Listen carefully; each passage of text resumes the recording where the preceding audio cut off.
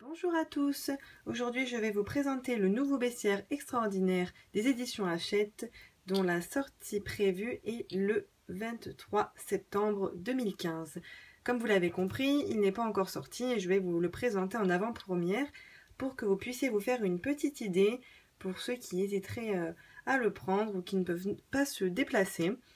Donc dans cette vidéo, je vais vous montrer un peu le livre et j'espère que cela vous sera utile. Vous l'avez compris, le bestiaire volume 2 succède le bestiaire volume 1. Donc comme tout de suite, c'est normal qu'on fasse un petit parallèle car comme tout numéro 2, on a peur que ça ne nous plaise pas, qu'il ne soit pas aussi bien que le premier, que ce soit pour les films, pour les livres, c'est pareil. Donc on a toujours une petite appréhension. Moi-même, j'avais peur car je me suis dit, est-ce qu'ils vont vraiment réussir à faire quelque chose de différent? Est-ce qu'il sera mieux que le premier? Si ce n'est mieux, est-ce qu'il sera aussi bien que le premier? J'ai été plutôt agréablement surprise. Je le trouve vraiment très beau. Les animaux sont réalistes, contrairement au bestiaire numéro 1 où on se rapproche plus du dessin, du cartoon. Je vais vous montrer, donc je vais vous faire un parallèle pour vous illustrer mon propos. Comme par exemple, on peut constater que notre ours ici fait plus dessin, alors que là nous avons quelque chose de vraiment réaliste qui se rapproche le plus de la réalité, de l'image qu'on se fait d'un ours. C'est ce que j'affectionne aussi dans ce livre, c'est que ça fait vraiment adulte, il est bien travaillé, il y a beaucoup de détails, de petites choses cachées. Vraiment, je le trouve très bien exécuté, très travaillé et j'espère que, contrairement au bestiaire 1, nous avons exclusivement des animaux.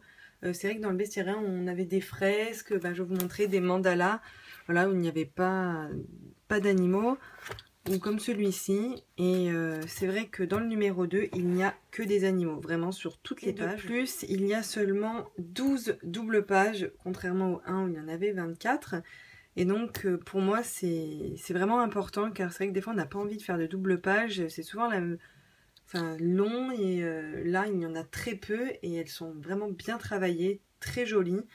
Et donc, je vais vous en montrer quelques-unes tout à l'heure. Je suis plutôt agréablement surprise et ravie. J'ai eu un véritable coup de cœur pour ce livre.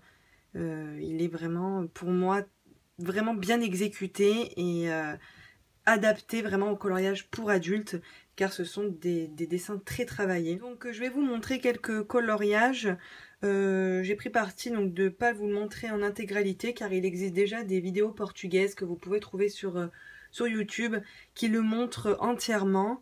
Moi j'ai décidé de vous en montrer que quelques-uns pour garder l'effet de surprise et aussi pour vous les montrer dans le détail et pas passer rapidement. Donc pour que vous voyez vraiment la façon dont est fait le livre et dont sont travaillés les coloriages. Avant de vous présenter les différents coloriages que j'ai sélectionnés, je voulais m'attarder sur la page de couverture que je trouve vraiment très jolie. Avec ce jeu de texture, donc velours, l'effet brillant. Voilà, elle est assez simple, sobre et très jolie, moi j'adore. C'est vrai que notre œil va se poser en premier sur la page de couverture et il faut qu'elle soit attrayante, et pour moi je la trouve vraiment très jolie et pas trop chargée. Et j'aime bien, voilà, cet effet qu'il y a avec, voilà, vous voyez, ça brille, le jeu de texture, et je la trouve vraiment très belle. Le premier coloriage que je voulais vous présenter, c'était celui-ci, donc la licorne. Ça change, je la trouve vraiment très jolie, encore une fois, elle est réaliste, ça se rapproche vraiment d'un cheval. Ils ont rajouté des petits détails à l'intérieur, et ce que j'adore aussi, c'est toutes ces petites étoiles. Quand on aime prendre du temps sur un coloriage, qu'on aime les petits détails, là on a de quoi faire. Et donc je la trouve vraiment très belle. On dirait qu'elle va sortir du coloriage, on peut vraiment s'amuser, faire quelque chose de très sympa. Deuxième coloriage que je voulais vous présenter, ce gorille, je le trouve tout simplement magique. Il est rempli de détails, il fait vraiment fier, majestueux. On dirait qu'il est en 3D, qu'il va sortir du coloriage, hein, on le voit bien. Ça fait vraiment 3D. Il y a la possibilité de faire énormément de choses et je suis ravie car on n'en avait pas dans le bestiaire numéro 1. Et donc là on retrouve quelques singes dans celui-ci et je suis ravie et je le trouve vraiment tout simplement magnifique.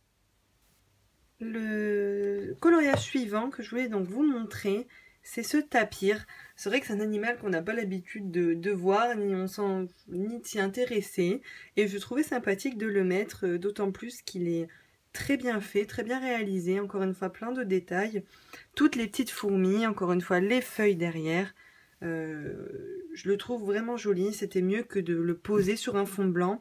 Vous verrez que dans ce livre, voilà, je voulais le préciser, c'est ça aussi que j'ai beaucoup aimé. Il n'y a quasiment aucun, enfin je crois qu'il n'y en a pas d'ailleurs, de fond blanc. Tous les fonds sont travaillés, donc après, libre à nous d'en faire ce que l'on veut.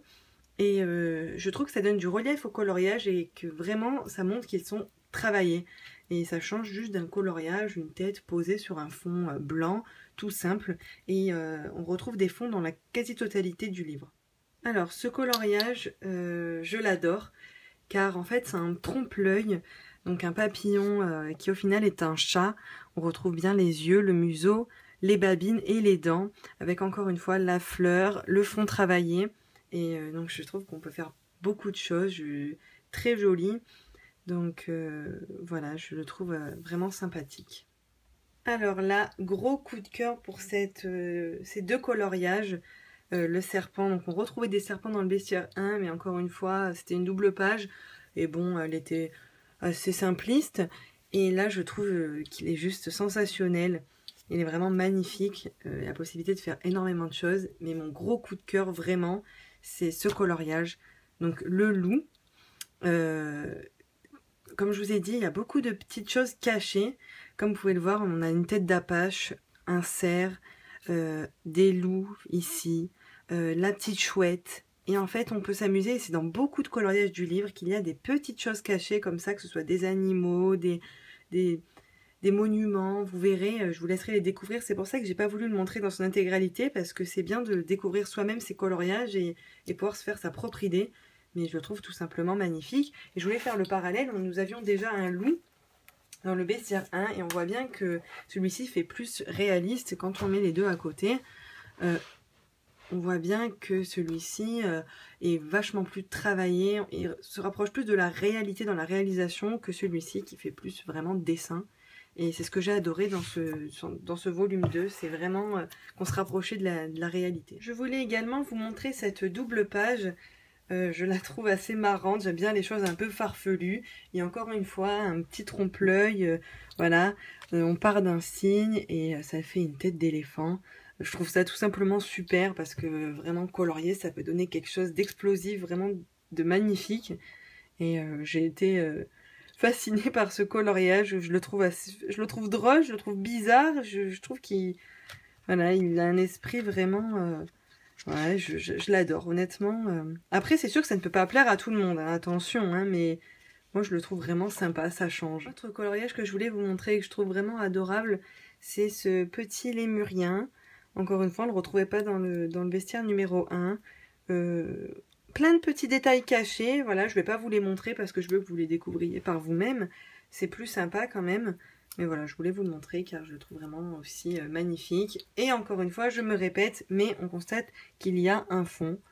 Et ce n'est pas négligeable, ça donne encore une fois, ça met vraiment, je trouve que ça met l'animal en valeur et le dessin en valeur.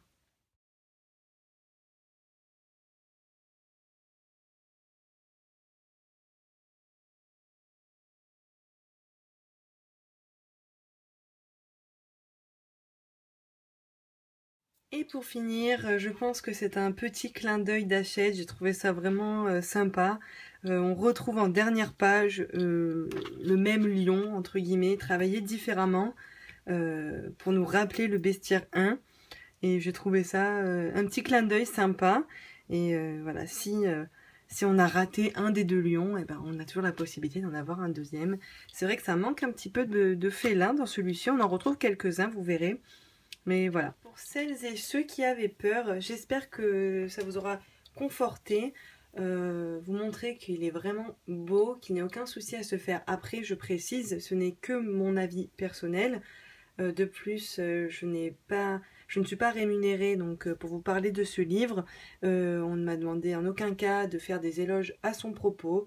C'est un avis purement personnel. Personnellement, ça a été un gros coup de cœur pour moi. J'adore les animaux, j'ai adoré le bestiaire 1. Et étant fan de détails, d'animaux un peu fantastiques, un peu imaginaires, j'ai été ravie d'en trouver dans ce livre. Je le trouve très beau, je me répète, mais voilà, il y a vraiment de très belles choses. Il est 100% animal. On ne retrouve que des animaux à l'intérieur. Et donc j'en suis tombée littéralement amoureuse. Pour ceux qui le souhaiteraient, je vais vous mettre une vidéo donc en barre d'infos. Vous pouvez le retrouver dans son intégralité. Si vous ne pouvez pas attendre et vous voulez absolument les voir tous, je vais vous mettre la vidéo dans la barre d'infos. Et pour ceux aussi qui ne connaîtraient pas les livres Hachette et qui ne savent pas quel matériel utiliser pour ces livres, je vous mettrai aussi en barre d'infos quelques informations et quelques marques de feutres et crayons qui vont très bien sur ce papier et qui rendent des rendus super. N'hésitez pas à me mettre un petit commentaire pour me dire ce que vous avez pensé du livre, comment vous le trouvez. Je suis curieuse de voir ce que vous en pensez. Je vous mettrai peut-être dans la semaine un ou deux colos supplémentaires que je ne vous ai pas dévoilés en attendant sa sortie. Donc j'attends vos réactions et je vous dis à bientôt sur ma chaîne YouTube et sur ma page Coloris ta vie. Au revoir.